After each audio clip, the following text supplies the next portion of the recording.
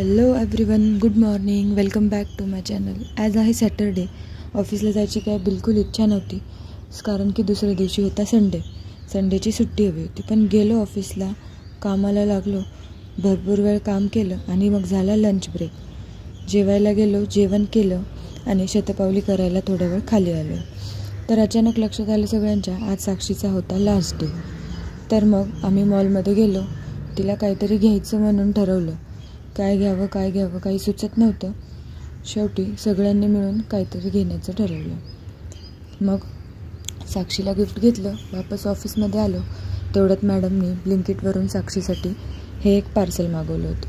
हिला 18ची एक लिपस्टिक मागवली होती, कलर पॉप्स मॅटवाली. इतकी सुंदर लिपस्टिक होती ना ती, मला खूप आवडली. लिपस्टिकचा कलर तर मस्तच होता, प्लस लिपस्टिकचा वास. आणि ही डेअरी मिल्कची एक सिल्क. आणि हे सगळं आम्ही मॉलमधून DIYमधून घेतलं होतं. चला तर मग तुम्हाला दाखवते आम्ही काय काय घेतलं होतं. हा एक कप घेतला होता कॉफीसाठी, तिला प्यायला. तिला कॉफी खूप आवडते. मग हा एक मग घेतला. अजून काय घेतलं, हे क्लिप्स घेतल्या. प्लस ही ब्लॅक कलरची सगळ्या क्लिप्सच्या 6 क्लिप्स होत्या त्या घेतल्या. एक हे माझी चॉईस होती. हे एक नेकलेस होतं, ते घेतलं. हे ब्रासलेट होतं, ते पण घेतलं, एक हातात घालायचं. प्लस अजून एक नेकलेस घेतलं आणि कानातल्याचे जोड घेतले. हे सगळे मिळून 6-7 कानातले होते. प्लस ही पायलची चॉईस होती, हे एक घेतलं तिच्यासाठी. हे हेअर ॲक्सेसरीज होते. मग झालं साक्षीचा लास्ट डेचं सेलिब्रेशन झालं. केक वगैरे खाल्ला. हे गिफ्ट फायनली साक्षीला दिलं. साक्षीला ते गिफ्ट खूप आवडलं. पण साक्षी चालली म्हणून पायल थोडीशी इमोशनल झाली. तिला समजून सांगितलं, रडली थोडीशी. हे फ्लॉवर्स साक्षीला बुके भेटला होता. मग गणपती बाप्पाचं दर्शन घेतलं आणि वापस निघालो तर मॅडम म्हणल्या माझ्यासोबत शॉपिंगला चला कॅम्पमध्ये. मग आम्ही निघालो कॅम्पमध्ये शॉपिंगला. मॅडमच्या मामाच्या मुलाचा बड्डे होता, तर त्याला गिफ्ट घ्यायचं होतं, रॅकेट. मग ते रॅकेट घेण्यासाठी आम्ही कुकरेजा अँड कंपनीमध्ये इथे आलो. कॅम्पमध्ये हे दुकान आहे.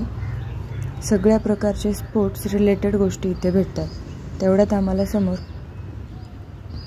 हे मान्यवर मोहेचं दुकान दिसलं.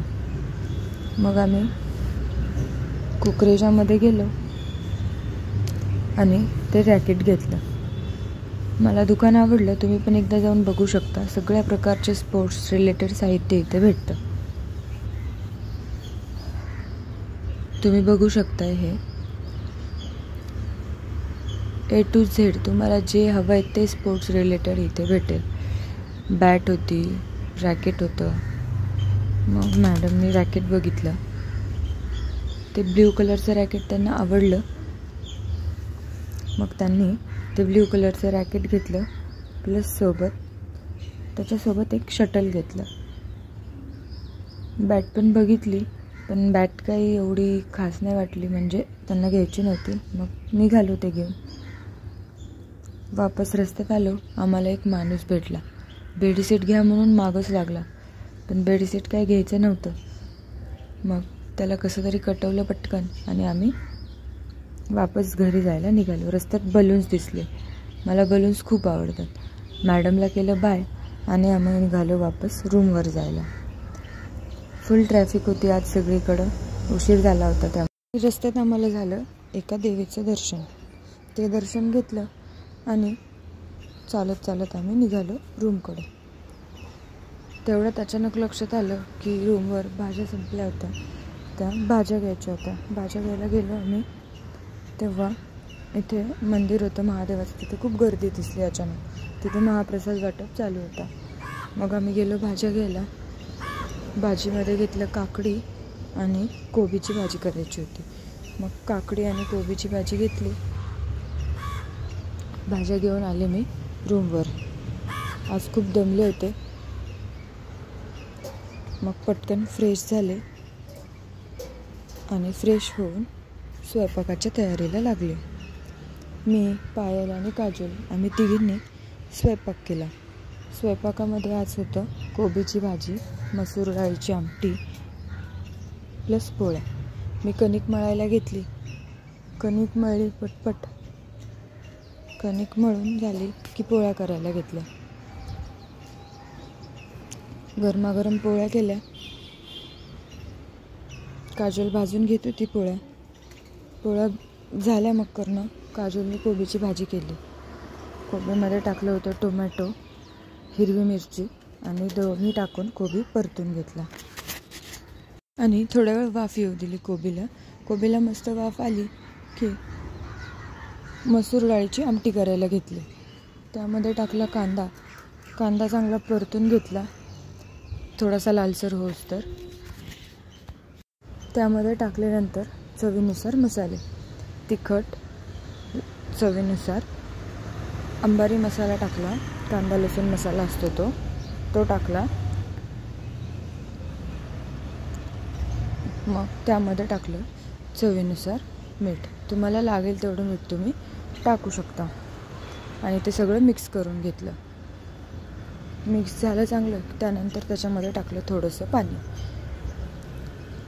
प्लस त्याच्यामध्ये टाकलं चिरलेला बटाटा आणि मसूरची डाळ. स्वच्छ धुवून घ्यायची आणि मग टाकून द्यायची. हे सगळं एकत्र मिक्स करून चांगलं वाफ यायला आणि शिजायला ठेवून द्यायचं.